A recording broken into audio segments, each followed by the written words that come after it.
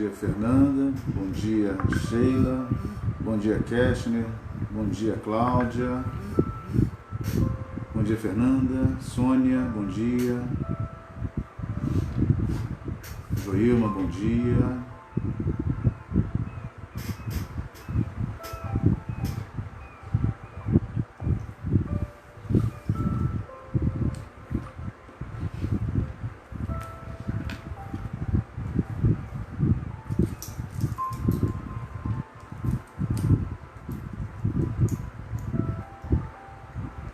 Bom dia, Vanusa.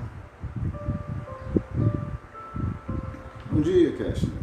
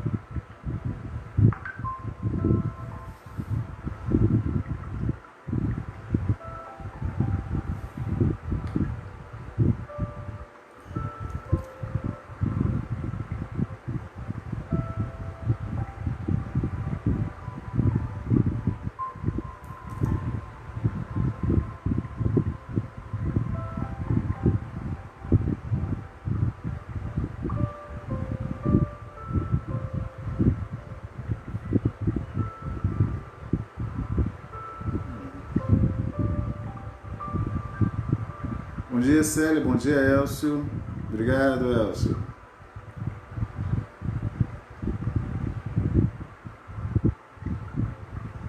Bom dia, Mabel.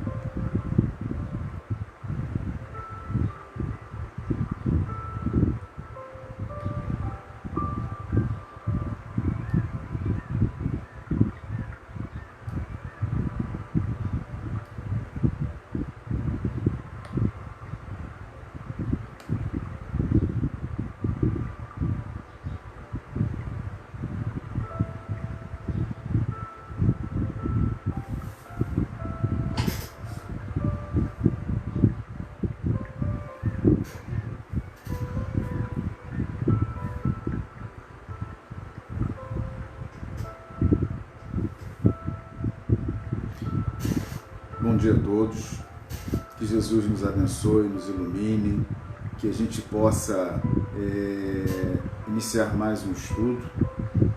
Nós iniciamos aqui dizendo que entramos em contato com a nossa irmã Leda, nossa irmã Irene, nosso irmão José Dolfrido, nossa irmã Maria José, Zezé, nossa querida tia Zezé. Falamos com eles hoje pela manhã, até porque eles não estão aí, não têm o acesso à internet, ao Facebook. Então eles, na sua parte, vão estar lá, estarão fazendo o seu evangelho, e nós também vamos vibrar por eles, e vamos vibrar por todos nós, pela humanidade, por este momento no qual nós passamos, e a gente vai hoje aprender um pouquinho mais sobre o Evangelho de Jesus. Juntos é que nós poderemos fazer uma sociedade melhor, uma vida melhor, não só para a gente, para o mundo. Nós estamos inseridos dentro desse mundo, dentro dessa virtude chamada amor. A página que nos traz ao início do livro Pão Nosso, né, é correções.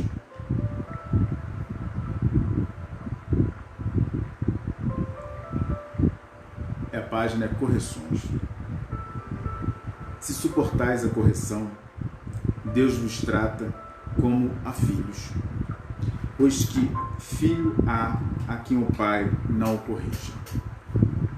Hebreus 12, 7.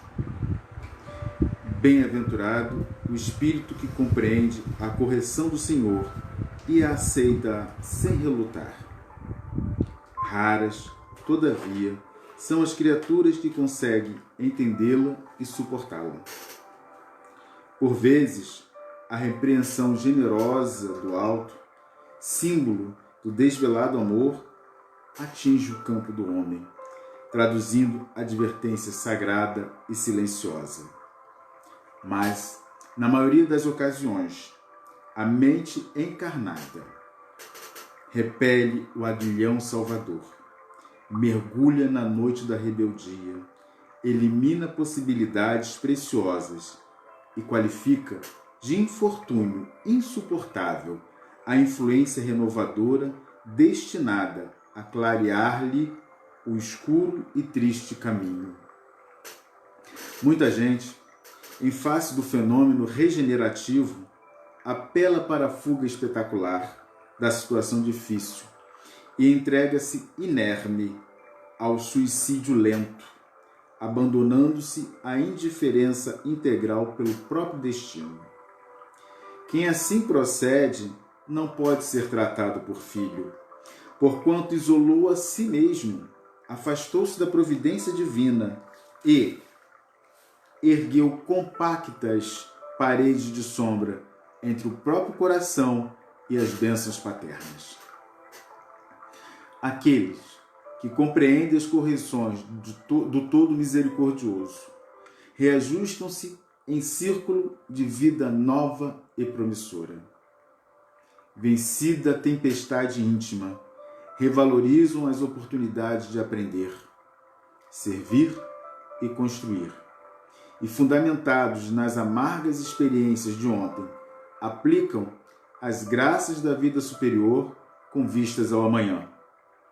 Não te esqueças de que o mal não pode oferecer retificações a ninguém. Quando a correção do Senhor alcançar-te o caminho, aceita-a humildemente, convicto de que constitui verdadeira mensagem do céu.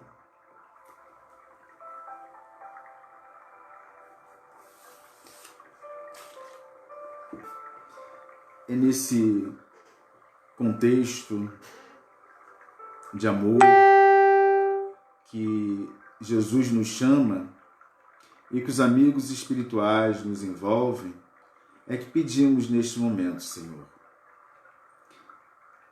fazendo uso de Tua palavra, que quando 2 ou mais estiverem reunidos em Teu nome, ali estarei. Com o coração aberto, com a alma serena, a fim de que cada um possa receber em seu coração as instruções do mais alto.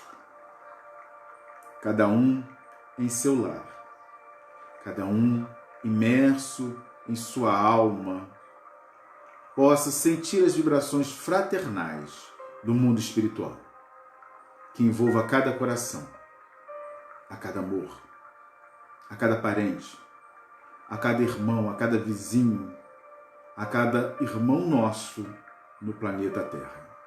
Façamos neste momento de nossos lares um ponto de luz luminescente para a humanidade. E assim, nós vos pedimos permissão, Senhor, a fim de que possamos, neste momento em diante, nesta uma hora, traduzir de forma simples e direta o Teu Evangelho. Que a Tua paz nos envolva hoje e sempre, graças a Deus.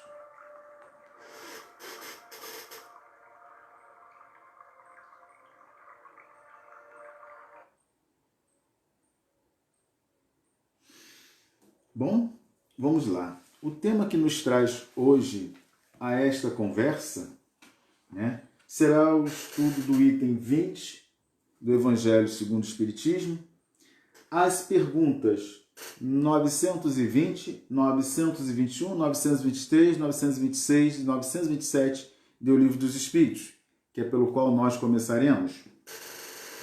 Nos apoiaremos também no livro Instrumentos do Tempo, de Emmanuel, em O Código do Monte, As Virtudes do Sermão da Montanha, de Sérgio Luís da Silva Lopes, nosso querido Boa Nova, de Humberto de Campos, por Francisco Xavier, e Estudos Espíritas, de Divaldo Pereira Franco, por Joana de Ângeles. Visto que o tema que nos traz à baila hoje é a felicidade não é deste mundo. Na medida em que nós fomos pesquisando, fomos buscando, nós fomos nos colocando em diversas contenções pessoais no momento que nós vivemos. Então pedimos permissão aos amigos espirituais, de modo que pudéssemos, nesse momento, trazer informações que pudessem nos auxiliar nesta tarefa. Em O Livro dos Espíritos, Allan Kardec, no seu capítulo 1, da parte 4, das penas e gozos terrestres, vai falar no seu primeiro item em felicidade e infelicidades relativas. Ele diz assim, na 920, pode o homem gozar de completa felicidade na terra? Não. Por isso que a vida lhe foi dada como prova ou expiação. Dele, porém, depende a suavização de seus males e ser tão feliz quanto possível na terra. Na 921, nós vamos destrinchar esta questão quando ele diz assim: concebe-se que o homem será feliz na terra quando a humanidade estiver transformada. Enquanto isso se não verifica, pode-se conseguir uma felicidade relativa? O homem é quase sempre o obreiro de sua própria infelicidade. Praticando a lei de Deus, a muitos males se forrará e proporcionará a si mesmo felicidade tão grande quanto comporte a sua existência grosseira. Aí vem a nota de Allan Kardec. Aquele que se acha bem compenetrado de seu destino futuro não vê na vida corporal mais do que uma estação temporária, uma como parada momentânea em péssima hospedaria. Facilmente se consola de alguns aborrecimentos passageiros de uma viagem que o levará a tanto melhor posição, quanto melhor tenha cuidado dos preparativos para empreendê-la. Já nesta vida, somos punidos pelas infrações que cometemos das leis que regem a existência corpórea, sofrendo os males consequentes dessas mesmas infrações e dos nossos próprios excessos. Se gradativamente remontamos à origem do que chamamos de nossas desgraças terrenas, veremos que, na maioria dos casos, elas são a consequência de um primeiro afastamento nosso do caminho reto. Desviando-nos deste, enveredamos por outro, mal, e de consequência em consequência, caímos na desgraça. Na 923, ele vai tratar de uma questão que a gente sempre se pergunta: do que é necessário para ser feliz? Do que é supérfluo? A pergunta dele é: o que para um é supérfluo não representará para outro o necessário e reciprocamente de acordo com as posições respectivas? Sim, conforme as vossas ideias materiais, os vossos preconceitos, a vossa ambição e as vossas ridículas extravagâncias, ao que o futuro fará justiça quando compreenderdes a verdade. Não há dúvida de que aquele que tinha 50.000 libras de renda, vendo-se reduzido a só ter 10.000, se considera muito desgraçado, por não mais poder fazer a mesma figura. Conservar o que chama a sua posição, ter cavalos, lacaios, satisfazer a todas as paixões, etc. Acredita que lhe falta o necessário. Mas, francamente, achas que seja digno de lástima quando ao seu lado muitos há morrendo de fome e frio, sem um abrigo onde repousem a cabeça? O homem criterioso, a fim de ser feliz, olha sempre para baixo e não para cima, a não ser para elevar sua alma ao infinito. Na questão 926, Kardec pergunta: criando novas necessidades, a civilização não constitui uma fonte de novas aflições?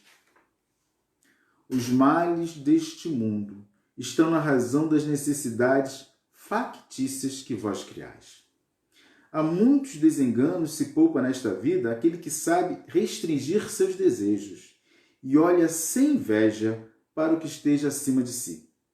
O que menos necessidades tem, esse o mais rico. Invejais os gozos dos que vos parecem os felizes do mundo? Sabeis, porventura, o que lhes está reservado? Se os seus gozos são todos pessoais, pertence eles ao número dos egoístas. O reverso, então, virá. Deveis, de preferência, lastimá-los. Deus, algumas vezes, permite que o mal prospere, mas a sua felicidade não é de causar inveja, porque com lágrimas amargas a pagará. Quando um justo é infeliz, isso representa uma prova que lhe será levada em conta, se a suportar com coragem. Lembrai-vos destas palavras de Jesus: bem-aventurados os que sofrem, porque serão consolados. Para encerrar no Livro dos Espíritos, 927, não há dúvida de que há felicidade. O supérfluo não é forçosamente indispensável, porém o mesmo não se dá com o necessário.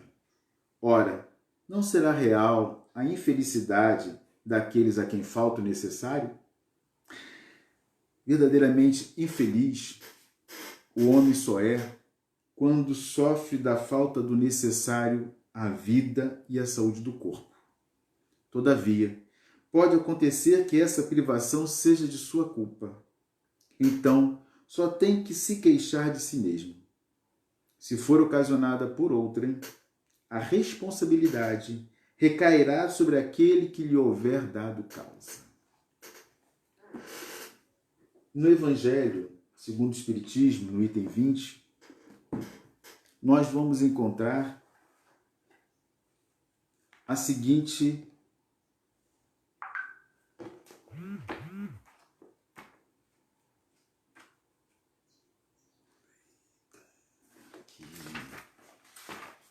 foi parar em outra página. A felicidade não é deste mundo. Ele vai dizer: não sou feliz. A felicidade não foi feita para mim. Exclama geralmente o homem em todas as posições sociais.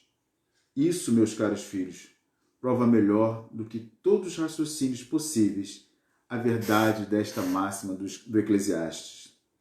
A felicidade não é deste mundo.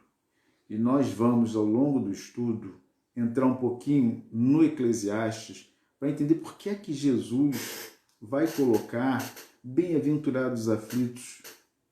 Ele vai colocar lá, ele vai buscar lá no Coelete, que vai contar, fazer uma história. O Eclesiastes é uma história. E quando a gente começa a observar, Jesus busca esse ponto do qual ele reclama. Não só ele, como Jó, reclamam do que é esta vida diante de Deus. Porque tanta infelicidade a um, tantas felicidades a outros. Ele vai resumir isso no Eclesiastes. E a gente vai buscar esse ponto depois. Com efeito, nem a riqueza, nem o poder, nem mesmo a florida juventude são condições essenciais à felicidade.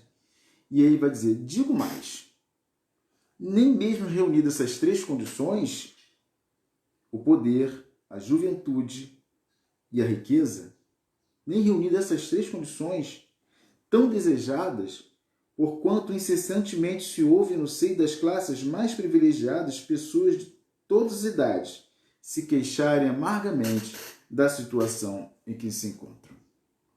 Diante de tal fato, é inconcebível que as classes laboriosas e militantes invejem com tanta ânsia a posição dos que pareçam favorecidos da fortuna. Neste mundo, por mais que se faça, cada um tem sua parte de labor e de miséria, sua cota de sofrimentos e de decepções, de onde facilmente chega à conclusão de que a terra é um lugar de provas e expiações.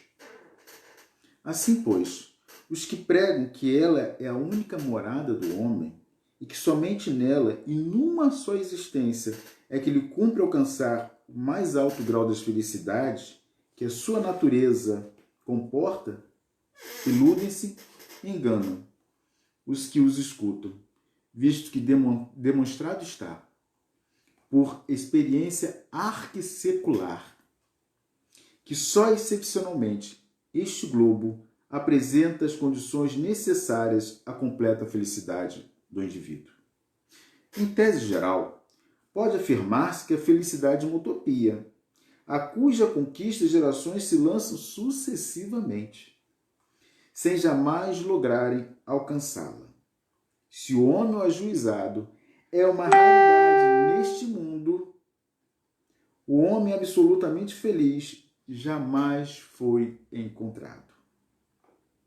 Em que consiste a felicidade da terra é coisa tão efêmera, tão passageira, para aquele que não tem a guiá-lo a ponderação, ou seja, quando nós não temos a guiar a nossa ponderação, o nosso bom senso, a felicidade sempre é algo passageiro, é algo rápido. Então, ele diz assim, tem a guiá-lo a ponderação que por um ano, um mês, uma semana de satisfação completa. Todo o resto da existência é uma série de amarguras e decepções.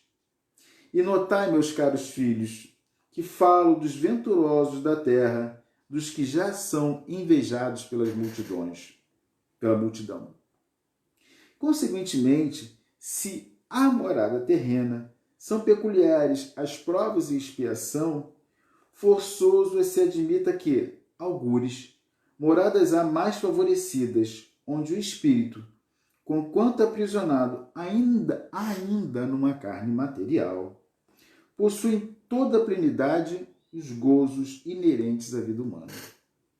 Tal a razão porque Deus semeou no vosso turbilhão esses belos planetas superiores, para os quais os vossos esforços e as vossas tendências vos farão gravitar um dia.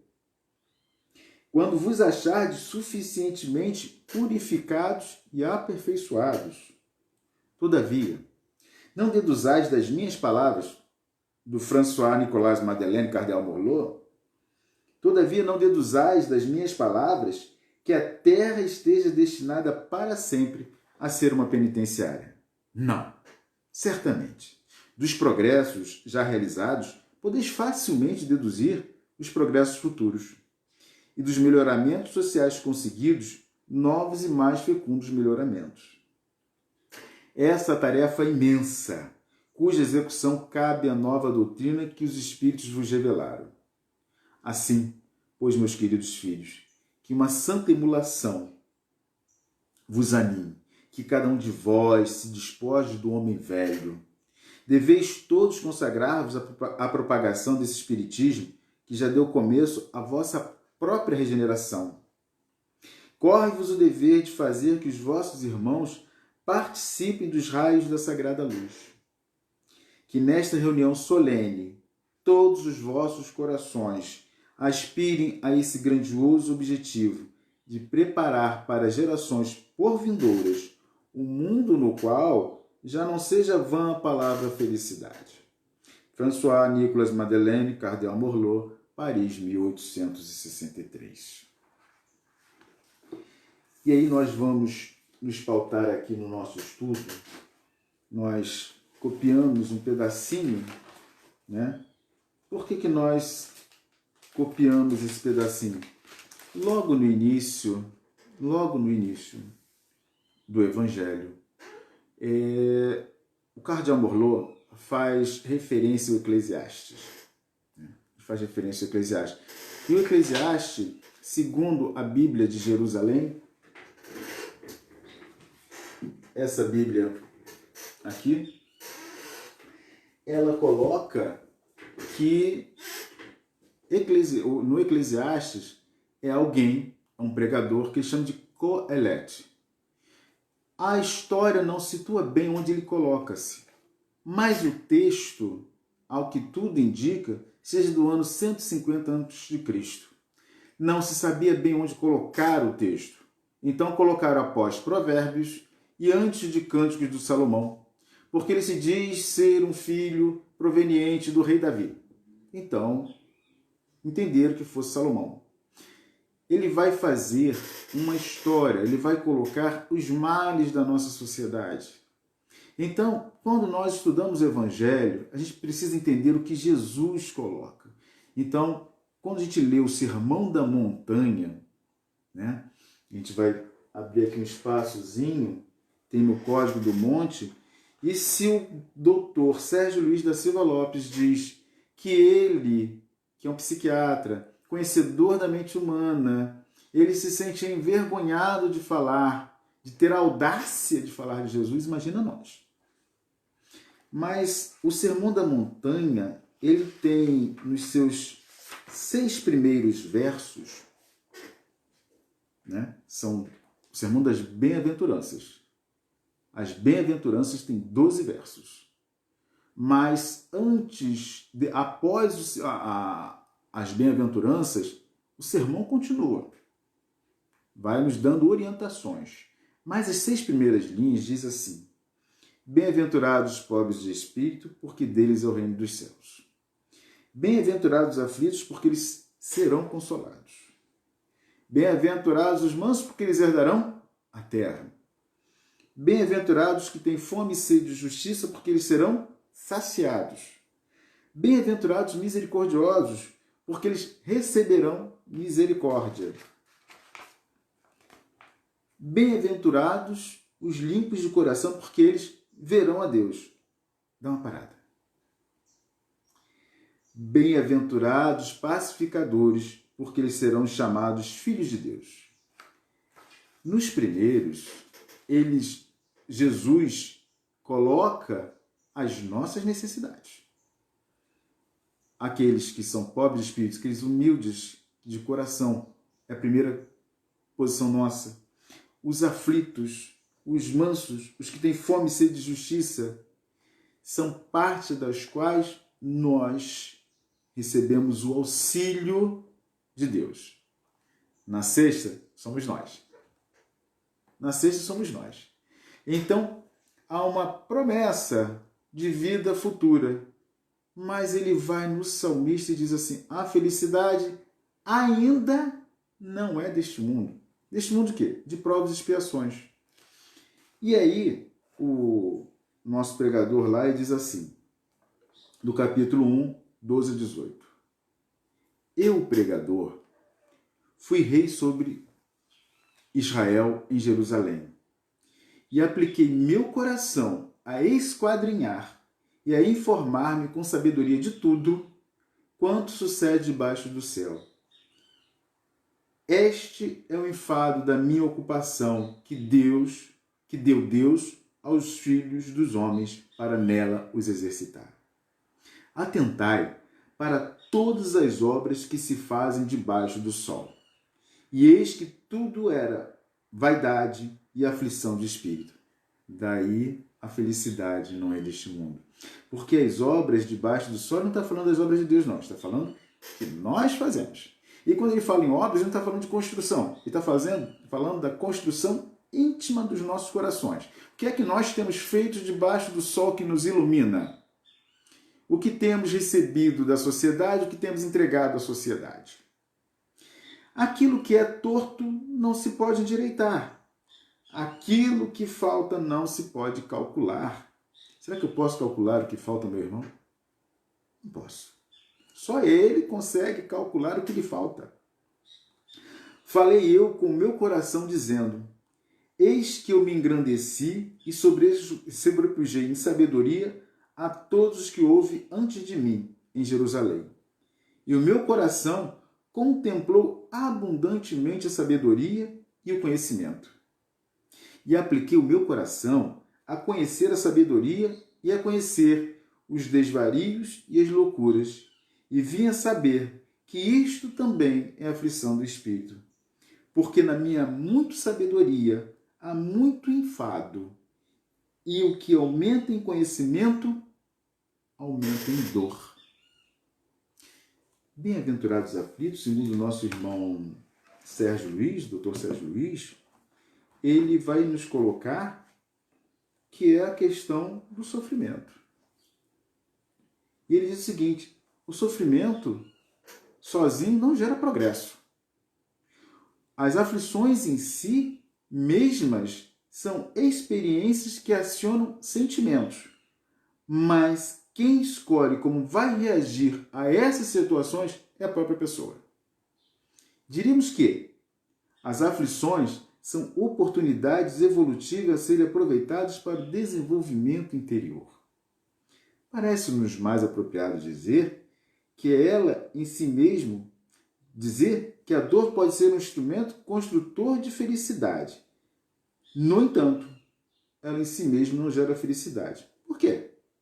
Porque uma pessoa pode se revoltar com a própria dor. Isso ocasionará consequências muito diferentes de uma segunda pessoa que experimente outro comportamento emocional diante do mesmo evento. Quando nós passamos pelas dores, nós vamos arquivando no nosso espírito aqueles sentimentos. Quando nós encontrarmos alguém que sinta dor, nós vamos ter a experiência vivida em nós. Por isso que o Padre Damião, em Renúncia, ele vai dizer que o Evangelho deve ser lido, meditado, sentido e vivenciado. Quando nós falamos isso na semana passada, quando nós conseguimos conceber esse Evangelho de Jesus, observando a nossa dor, não nos revoltando com ela, bem-aventurados aflitos, é esse momento. Eu estou na aflição, mas eu compreendo que isto não está no tempo todo. É uma passagem, é um momento. E que aquilo ali vai se reverter em bem para mim mesmo. E quando eu entender isso, e for resignado e for consciente da lei divina, entendendo como nos colocou o Livro dos Espíritos, o que é que eu fiz para chegar a esta situação? Não sou eu a causa disso? Em que ponto eu preciso mudar? Há um diálogo no Boa Nova, né, que é muito interessante. Narra o irmão X que em determinado momento das atividades, Pedro, a família de Pedro, está cuidando dos afazeres da casa. E que num canto lá, né, da casa, encontra-se o nosso irmão Bartolomeu. E ele diz assim: foi talvez por isso que uma noite, enquanto Simão Pedro e sua família se entregavam a inadiáveis afazeres domésticos, e a gente imagina, né? Jesus na casa de Pedro, e as coisas acontecendo, o dia a dia acontecendo, as notícias acontecendo, chegando pedidos, chegando a questão de ter o suficiente para o dia a dia da família, E quando ele diz família, diz Pedro, então a gente conhece a história da sogra de Pedro, né? Que depois ele chega em casa, Jesus chega com Pedro em sua casa, sua sogra está doente, né, com febre, e Jesus vai e a cura. Então, ele tinha sogra, tinha esposa, possivelmente filhos, e tinha que sustentá-los. Então, não podia simplesmente parar a sua vida toda. Ele trabalhava e ainda ia junto com Jesus. A gente às vezes esquece desses pontos. Tanto que Jesus, entendendo isso, o que ele faz? Enquanto a família de Pedro realiza os seus inadiáveis afazeres, ele aproveita. Jesus não perde nenhum segundo de bondade, de amor, de poder ajudar, de empatia.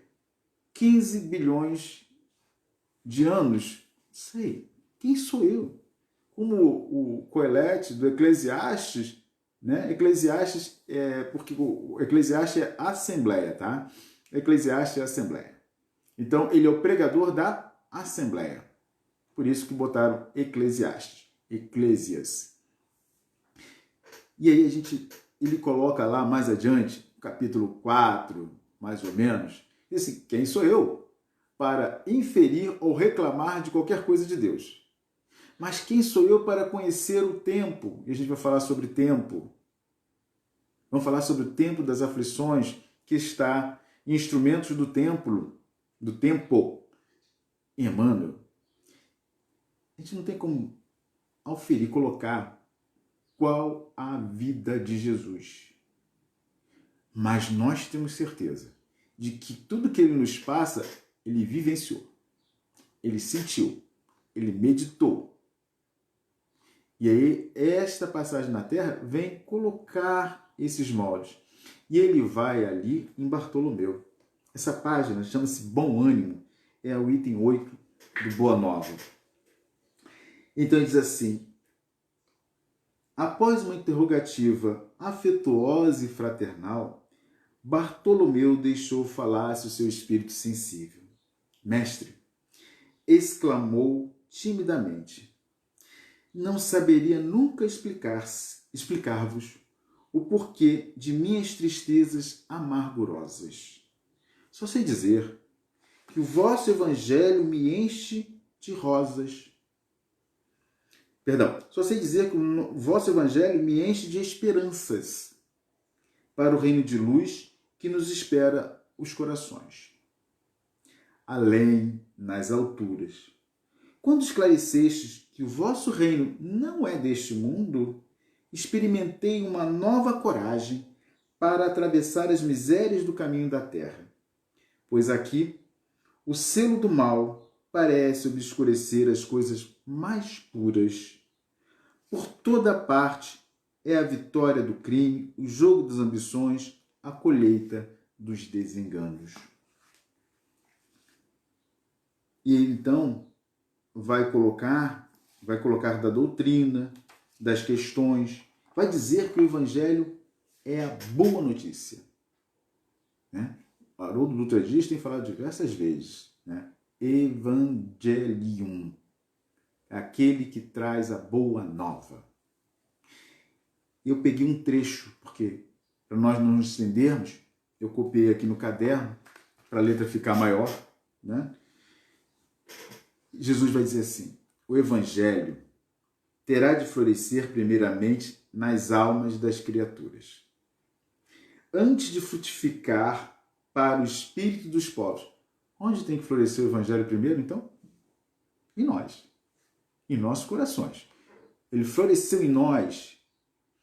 Aonde nós estamos, vamos florescer. Seja na nossa casa, seja na escola, seja na universidade, seja no hospital, seja na casa espírita, aonde estivermos, vamos florescer. Vamos pegar o Evangelho de Jesus e transformá-lo no grande jardim das nossas almas. Vamos plantar o amor, a concórdia, a bondade, a suavidade, a harmonia, a paz. Nós temos que fazer, nós temos um manancial. E nós espíritas não podemos nem alegar que não tenhamos recebido isso mais ainda aprofundado. Então, nós temos conosco essa bondade, esse amor, essa felicidade. Vai nos dizer Joana de Ângeles Adivaldo Pereira Franco, né? Estabelecendo conforme Eclesiastes que a verdadeira felicidade não é deste mundo, Jesus preconizou que o homem deve viver no mundo sem pertencer a ele, facultando-lhe o autodescobrimento para superar o instinto e sublimá-lo com as conquistas da razão, a fim de planar nas asas da angelitude. Não é feliz o homem em possuir ou deixar de possuir, mas pela forma como possui ou como encara a falta de posse.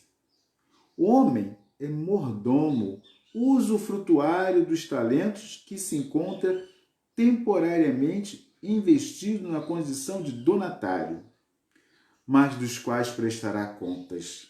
O ter ou deixar de ter é consequência natural de como usou ontem, ou seja, na encarnação anterior, a posse, e de como usará hoje os patrimônios da vida. Ontem a posse, hoje os patrimônios da vida.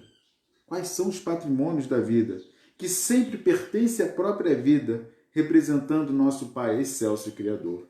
Então ele continua conversando com Bartolomeu e diz o seguinte: o Evangelho terá de florescer primeiramente nas almas das criaturas, antes de frutificar como o espírito dos povos. Mas venho de meu Pai, cheio de fortaleza e confiança, e a minha mensagem há de proporcionar grande júbilo a quantos receberem de coração. Depois de uma pausa, em que o discípulo contemplava silencioso, o mestre continuou: a vida terrestre é uma estrada pedregosa que conduz aos braços amorosos de Deus. O trabalho é a marcha, a luta comum é a caminhada de cada dia. Os instantes deliciosos da manhã e as horas noturnas de serenidade são os pontos de repouso.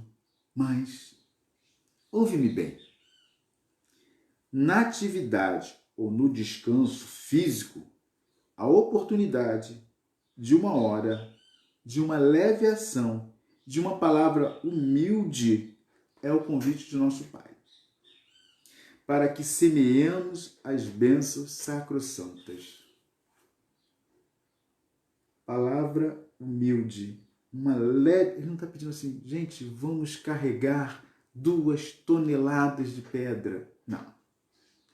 Vamos dar o braço a quem precisa. Vamos dar a palavra amiga a quem precisa. Vamos levantar o moral de quem está do nosso lado, que está triste. Não tem que sair pela rua gritando. Talvez eu gostasse de fazer como Francisco de Assis, sair pela noite de lua, tocando o sino para que todos acordassem e vissem quão é bela a lua. Mas se eu já conseguir aconchegar os meus em casa, ter uma palavra amiga, cordial, no meio da confusão de todo o rebuliço, paremos, calma. Um dos atributos da vida que a gente precisa ter é observar, é parar.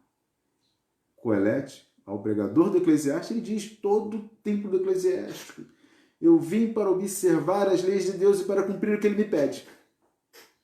Eu vim para observar as leis de Deus e cumprir o que ele pede. O que Jesus disse? Eu vim de meu Pai e trouxe uma mensagem maravilhosa, que é para aplainar as almas, acalmar as almas, fazer com que elas cresçam, que os sofrimentos que existem neste mundo são momentâneos. E que em todo sofrimento eu vou passar por experiências, e que essas experiências terão que ser bem vivenciadas, não como se fosse algo ruim, que foi Deus que colocou. O mundo, ele é criado das nossas ações, dos nossos pensamentos, da nossa vontade de criar. E há pessoas criando coisas maravilhosas. Há trabalhadores fiéis do Cristo na ciência, na matemática, na física, na química, na geologia, na biologia, na botânica, resumindo processos para a elevação deste orbe a uma geração melhor, à geração futura de regeneração e depois aos mundos superiores. Então, essa é a forma como Jesus coloca, é o convite de nosso Pai. Ele coloca nosso Pai como nosso, em letras maiúsculas, nosso Pai, o Pai maior, que é Deus. Jamais estamos amparados. Ele diz assim, em geral, os homens abusam desse ensejo precioso para antepor sua vontade imperfeita aos desígnios superiores, perturbando a própria marcha. A gente não atrapalha a marcha dos outros, não. Quando a gente tenta, porque o Evangelho, o Livro dos Espíritos nos diz, o que somos nós no progresso da humanidade quando resolvemos atrapalhar? Um pedregulho diante da carruagem. Passa por cima e vai embora. Então é essa coerência que a gente vai começar a observar. O que eu fizer para tentar atrapalhar a humanidade, eu não vou atrapalhar, eu vou atrapalhar a mim mesmo. Porque a minha função enquanto espírito imortal, a gente não pode esquecer nunca disso. Somos espíritos imortais. Somos almas provenientes do Pai Criador para auxiliar na sua criação. Todos nós, não só nós espíritas, nós espíritas, protestantes, budistas, católicos, shintoístas, Alá, todos nós somos criaturas divinas, maravilhosas, com um projeto de vida que nós projetamos no plano espiritual. E vamos dizer assim, mas eles não lembram. Não precisa lembrar, não. Não precisa lembrar, não. Olhando a Bíblia, olhando Provérbios, olhando os Cânticos, olhando os Salmos, olhando... Porque tudo isso está entremeado em todas as religiões. Então, dizer que desconheço Deus, não há nesses 21 bilhões de criaturas que posso dizer que desconhece Deus. Todos nós conhecemos Deus. Todos nós conhecemos a lei de Deus. Ela está inscrita em nossa consciência. Pergunta 621 do Livro dos Espíritos. Está inscrita em nós. Está marcado, está gravado. Mas não é uma gravação que doa. É uma gravação que a gente pensa assim, a gente olha aquele sol fantástico.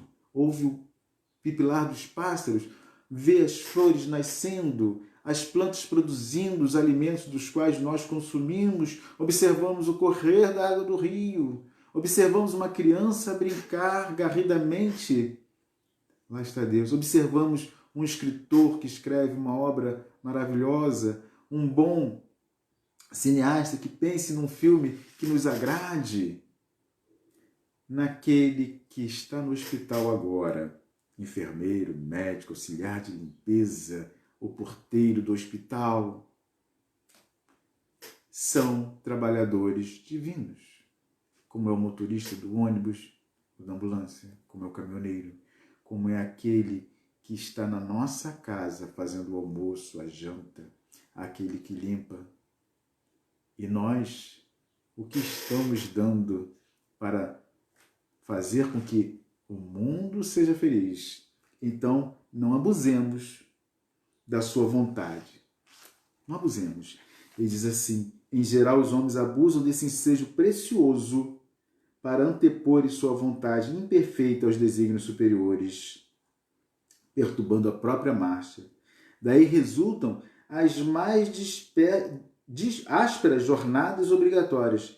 Toda vez que nós perturbamos, a nossa jornada torna-se áspera. Para a retificação das faltas cometidas e muitas vezes infrutíferos labores. Em vista destas razões, observamos que os viajores da terra estão sempre desalentados. Na obcecação de sua vontade própria, ferem a fronte nas pedras da estrada, cerram os ouvidos à realidade espiritual, vendam os olhos com a sombra da rebeldia e passam em lágrimas, em desesperadas imprecações, e amam e amar gerados gemidos, lágrimas em desesperadas imprecações e amargurados gemidos, sem enxergarem a fonte cristalina, a estrela cariciosa do céu, o perfume da flor, a palavra de um amigo, a claridade das experiências que Deus espalhou para a sua jornada em todos os aspectos do caminho. É tempo. É tempo de nós nos colocarmos, na condição de entender o que ocorre. Emmanuel faz um livro muito interessante, Passar por Chico. Esse livro ele é uma homenagem ao 170º aniversário de Allan Kardec, ou seja, aos 170 anos de Allan Kardec. Ele é de 3 de outubro de 1974. E ele diz assim, instrumentos do tempo. Instrumentos do tempo. Os tempos são de aflições. Então ele coloca diversas situações que o tempo nos proporciona, porque nós estamos vivenciando um tempo na Terra. Mas já vivenciamos outros tempos na Terra. Nós iniciamos a nossa caminhada lá no átomo.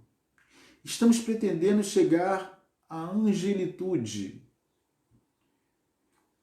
Mas a vida é uma sucessão de tempos dentro do espaço que nós ocupamos hoje. O espaço que ocupamos hoje chama-se Terra. O espaço que ocuparemos amanhã, não sei. Júpiter, Saturno, Urano, a Terra novamente? Estarei no Brasil, na China, na Inglaterra, na Espanha? Quando eu me degladio e digo que o meu país, a minha nação, o meu estado, o meu município é o melhor. Não, meus irmãos, não há melhor nem pior. Há o momento em que vivemos. E quanto melhor nos sairmos neste momento, melhores serão as nossas condutas futuras. Porque eu vivenciando aquele momento, sabendo passá-lo bem, eu passarei bem em qualquer lugar. Essa é a premissa. Passo bem naquela situação, eu vou tendo responsabilidades maiores, eu vou acrescentando em mim condições melhores e vou crescendo. Mas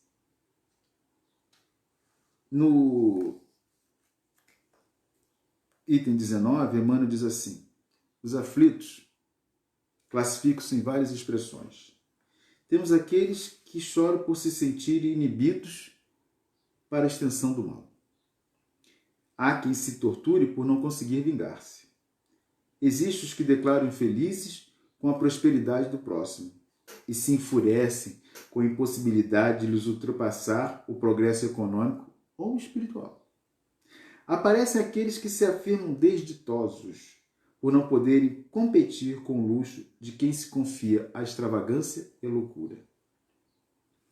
Surgem muitos em lágrima de inveja e despeito à frente dos vizinhos, interessados na educação ou na melhoria de vida. Há que se revolte contra as bênçãos do trabalho e vocifera em desfavor da ordem que lhes assegura as vantagens de disciplina. Muitos exibem chagas de inconformação ante o sofrimento que eles próprios improvisaram.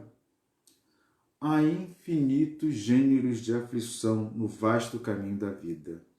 E por isso, nem todos os aflitos podem ser aquinhoados com a glória da boa-aventurança.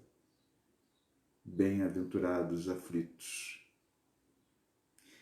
Quando a gente começa a pensar que para ser bem-aventurado, nós temos que ser resignados, temos que ser humildes, temos que entender e confiar em Deus.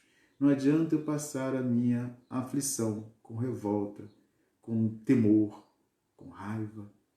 Ele vai dizer: a palavra do Cristo se dirige àqueles que fizeram da dor um instrumento para a elevação de si mesmos, assim como o artista se vale da pedra a fim de burilar a obra-prima da estatuária.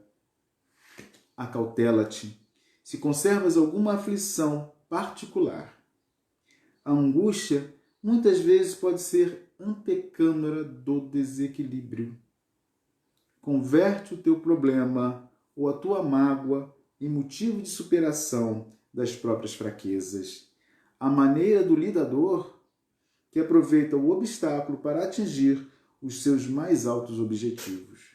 E então, terás convertido as inquietações do mundo em bem-aventuranças para a felicidade sem fim. É tempo. Diz-nos o Coelete, no seu capítulo 3, que há tempo para tudo. Tudo tem seu tempo determinado e há tempo para propósito debaixo do céu. Há tempo de nascer e tempo de morrer. Tempo de plantar, tempo de arrancar o que se plantou. Tempo de matar e tempo de curar. Tempo de derrubar e tempo de edificar. Tempo de chorar, tempo de rir. Tempo de gemer e tempo de bailar. Tempo de atirar pedras e tempo de recolher as pedras. E a gente lembra de Jesus. Não ficará pedra sobre pedra. Sobre esta erguerei em 3 dias um novo templo. Tempo de buscar o tempo. Tempo de perder, tempo de guardar e tempo de jogar fora. Tempo de rogar e tempo de costurar. Tempo de calar e tempo de falar. Tempo de amar e tempo de odiar. Tempo de guerra e tempo de paz. Que proveito o trabalhador tira de sua fadiga? Observa a tarefa que Deus deu aos homens para dela se ocuparem. Tudo que ele faz é apropriado. Tudo que Deus faz é apropriado. Em seu tempo. Também colocou no coração do homem o conjunto do tempo, sem que o homem possa atinar com a obra que Deus realiza desde o princípio até o fim. E compreender que não há felicidade para ele a não ser no prazer e no bem-estar durante a sua vida. Isso é para o homem. E que o homem come e beba, desfrutando do produto do seu trabalho, que é dom de Deus. Compreendei que tudo que Deus faz é para sempre. E o Coelete vai dizer, vaidade das vaidades. Deus, o que Deus faz para sempre. Por isso que ele é eterno. O que a gente faz é temporário. O que a gente constrói é temporário. Um dia as pedras de nossas casas vão se desfazer. E nós, espíritos imortais, vamos continuar. Passamos pelas construções anteriores. Nós vamos observar que nós não podemos acrescentar nada à obra de Deus. A obra que ele fez, que ele construiu, que saiu de suas mãos, não pode. Nós não podemos também destruí-la. A gente destrói aqui, a renasce ali. A gente destrói um rio e renasce outro canto. Porque Deus é o supremo Senhor e conhecedor de nossas almas. E Jesus, o timorato, governador do planeta Terra, esse anjo de uma grandeza infinita, forjada nas mais distantes galáxias, vem trazer até nós o seu conhecimento de bilhões de anos. Ele já passou por tudo e veio nos prevenir do que nós poderíamos passar. Para encerrarmos, na manhã de hoje, escrevemos alguma coisa. Tempos. Que tempos vivemos? Este é dos momentos em que refletimos mais gravemente sobre a situação em nosso orbe. Durante séculos, vivemos a felicidade que o nosso coração compreendia, com descomprometimento real com o outro. Nós tínhamos a bondade como mais um pacote pertencente à vida social, mas não como uma parte integrante de nossa alma. O Coelete de Eclesiastes nos asseverava a importância de seguir o tempo de Deus. Nós decidimos seguir os tempos que queríamos. E Deus é bom e Pai. Deixou-nos seguir como bem entendíamos. Seguimos os tempos despreocupados, bebendo, comendo, por assim dizer, gozando a vida. Enquanto outros de nossos irmãos sofriam à margem da estrada por onde passávamos com triunfantes. Agora nos vem como está em instrumentos do tempo de Emmanuel, o tempo das aflições. E temos todos, sem exceção, e haja no mundo, e hoje no mundo, não há quem não esteja ligado materialmente, espiritualmente, governalmente ligados. Estampa-se em nossas almas, como sempre expressaram os negros da Carolina do Sul, no soul, na alma. No soul, na alma. Só quem sofre sente na alma, mas transforma a dor em benesse para o outro. Porque não nos importa saber agora qual o início e qual o fim de nossas almas. Isto cabe a Deus, o Criador. Ele saberá em qual tempo isto nos caberá. Por agora, devemos cuidar de nossa alma e de nossos irmãos, dos encarnados à nossa volta e dos irmãos que retornaram à pátria espiritual, estes cumprindo seus deveres para com seus roteiros de vida. Nós, que ainda aqui estamos, cuidemos de nos equilibrar à luz do Evangelho que Jesus trouxe de Deus o Pai. A serenidade será o nosso bastião de hora em diante, para provarmos o valor que temos construído ao longo do contato com a Boa Nova, que deve ser tocado em nosso verbo com alma, feito por nossas mãos com alma. Viver agora o tempo das transformações morais que a terra pede. Não nos tornamos santos ou os melhores.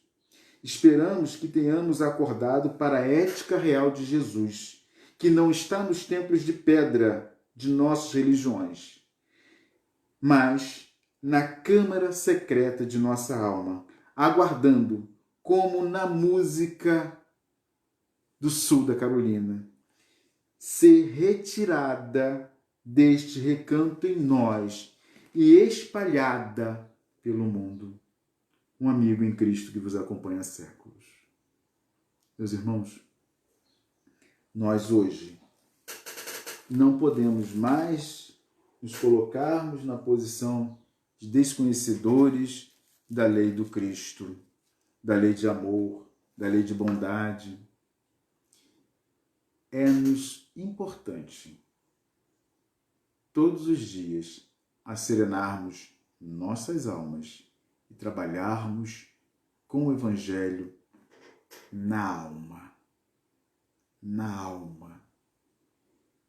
Na mente vai a razão, porque nós, espíritas, aprendemos com Allan Kardec que a fé sincera, a fé real, ela tem que enfrentar de frente a razão. mas jamais podemos perder os sentimentos. Eles têm que ser abalizados pelo Evangelho de Jesus. Toda vez que pensarmos, levemos o pensamento a Deus e perguntamos: Jesus faria isso? Toda vez que formos criticar, levemos nosso pensamento a Deus, a Jesus, e pensamos: Ele criticaria? Ele criticaria? Toda vez que formos expor na internet um pensamento nosso, levemos a Deus, a Jesus e falamos: será que Ele faria dessa forma? Qual a forma que Ele faria? São tempos dos quais, como eu disse, Emmanuel, os instrumentos do tempo são aqueles que Deus executa de acordo com as nossas ações. Qual a aula que precisamos no momento é a que nós estamos passando.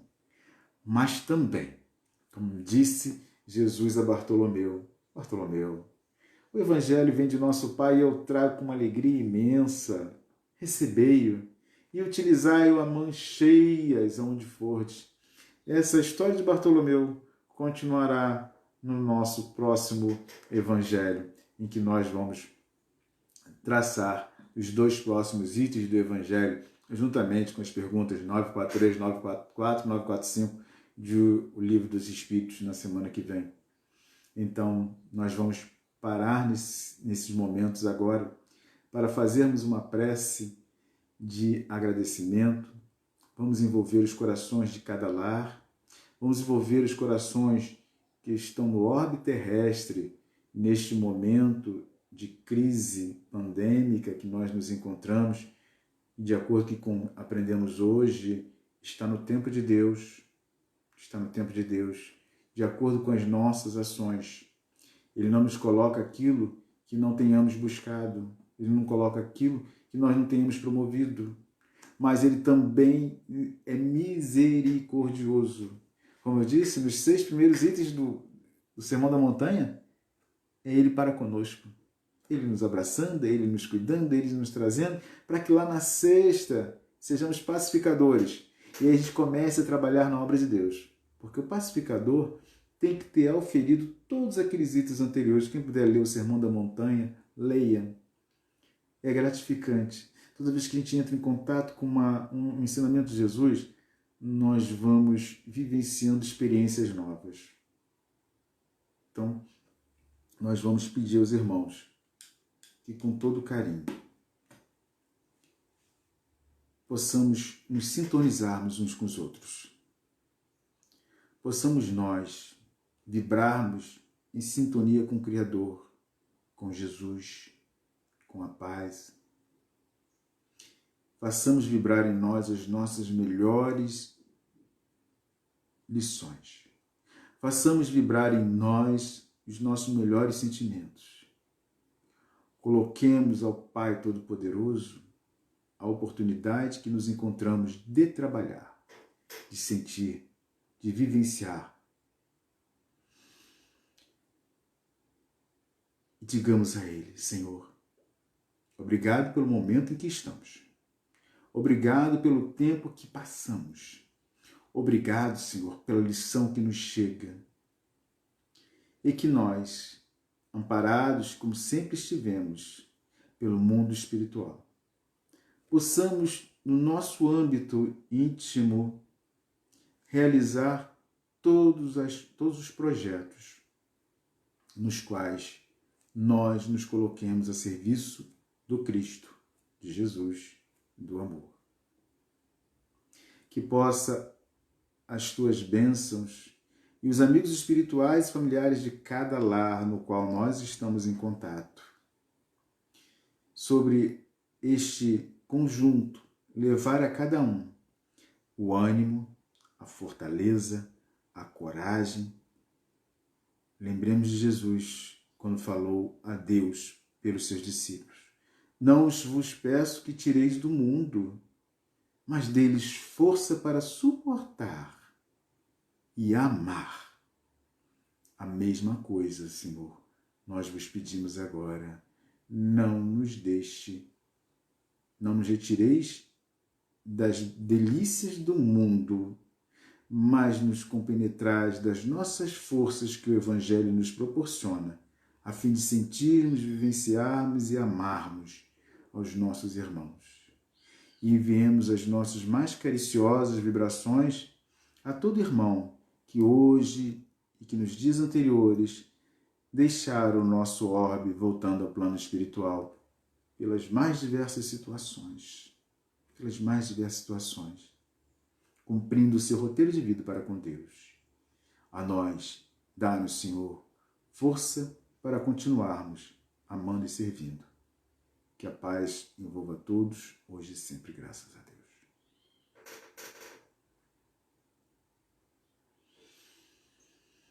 Meus irmãos, que a gente possa retornar na semana que vem, em serenidade.